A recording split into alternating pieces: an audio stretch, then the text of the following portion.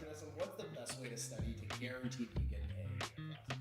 Such a great question, and I'm glad you're thinking about this because most students never even focus on how to properly study. This is actually a science and an art that takes repetition and practice and is a skill that you can get better at. So back in my day, not too long ago, but long enough, I entered Cornell for undergrad, and the first ever comparative physiology test I took, I got my behind kicked. I got a 68% and I was like, oh, I'm never gonna be a doctor.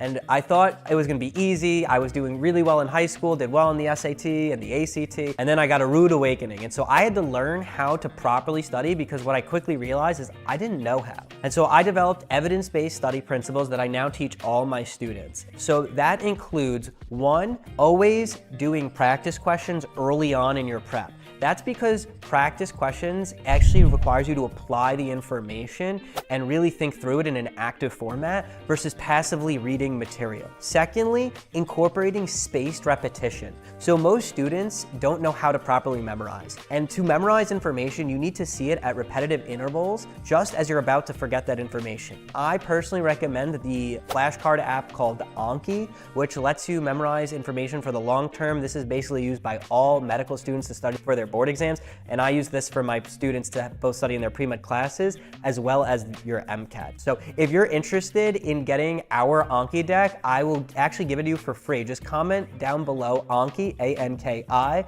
I'm gonna send you access to our free Anki deck that goes with all your pre-med classes.